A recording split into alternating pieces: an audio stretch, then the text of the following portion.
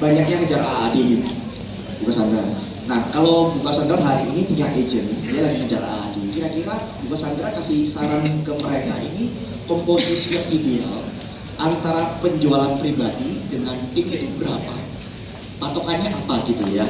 Soalnya kan sekarang ini bebas kan, nggak ada lagi pribadi berapa, tim berapa. Gimana nih Bu? Kalau menurut saya sih, kalau untuk naik AAD ya minimal kita sebagai agent harus jualan 200 juta. Kenapa? Kalau enggak 200 juta, income kita ya enggak ada 7 juta. Betul nggak? Sekarang fresh graduate aja, itu menurut saya tuh fresh graduate sekitar 6 atau 6,5 juta. Jadi minimal kita juga harus punya income di kantong kita juga lumayan gitu. Jadi 200 juta itu absolutely harus lah. Harus ya. 200 juta, iya. Ya kalau lebih boleh, kurang jangan deh gitu. 200 juta minimal. Nah, jadi teman-teman bisa dengar sendiri bahwa kalau kita mau jadi AAD, minimal harus punya omset 200 juta supaya kantongnya tebal begitu ya. Oke, kemudian teman-teman ini kan sekarang kan konsepnya variatif nih. Bahkan saya lihat banyak juga yang omsetnya di bawah 100 ya, tapi mereka masih kepengen ngejar AAD. Nah, kira-kira dengan sisa waktu 5 bulan ini kayaknya ya, ini ada nggak tips-tips supaya bisa achieve angka 400 itu? Dengan minimal 200 minimal pribadinya. Iya, masih mungkin banget sih ya teman-teman ya. Kalau misalnya udah 100, terus pribadi tinggal kejar 100 lagi dengan pagar PPH ataupun properti ABC, saya yakin teman-teman dapetin 100 juta lagi sih bisa banget gitu.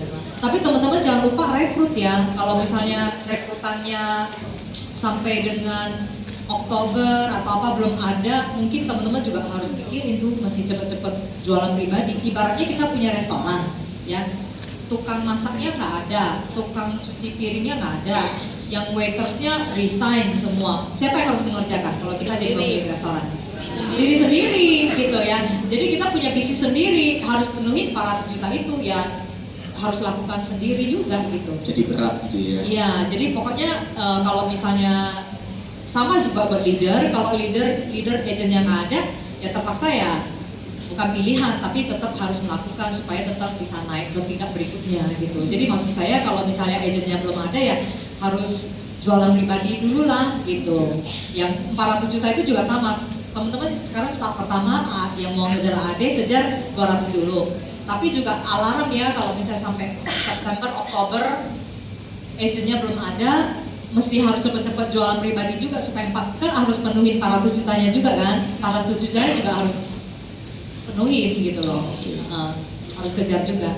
Jadi kalau misalkan sampai September masih belum ada tanda-tanda agent yang aktif, berarti itu penjualan pribadinya harus dikencengin lagi gitu ya. Gitu. Oke, ya. Jadi teman-teman harus perhatikan ya, sekarang ada kesempatan rekrut lah karena masih ada waktu ya. Tapi kalau sampai September tanda-tanda kehidupan dari agent masih belum tampak, Anda harus benar-benar kenceng untuk jualan pribadinya ya. Tapi saya yakin pasti bisa dengan ilmu-ilmu dari Bu Cassandra tadi. Yakin nggak teman-teman? Yakin ya. Oke, mungkin ada yang mau tanya? Saya kasih kesempatan. Bisa tolong Pak Joni? Perkenalkan namanya, dari kantor mana, pertanyaannya apa ya? Aku mau tanya nomor KTP-nya Ibu. Terima kasih, selamat pagi. Saya Brilia dari LA1.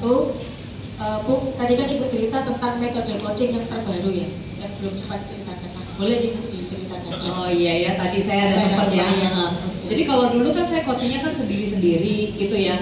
Nah, kan ada pertanyaan, gimana kalau agentnya rame banget gitu ya, banyak banget gitu ya, it's a happy problem sih sebenarnya kalau banyak ya.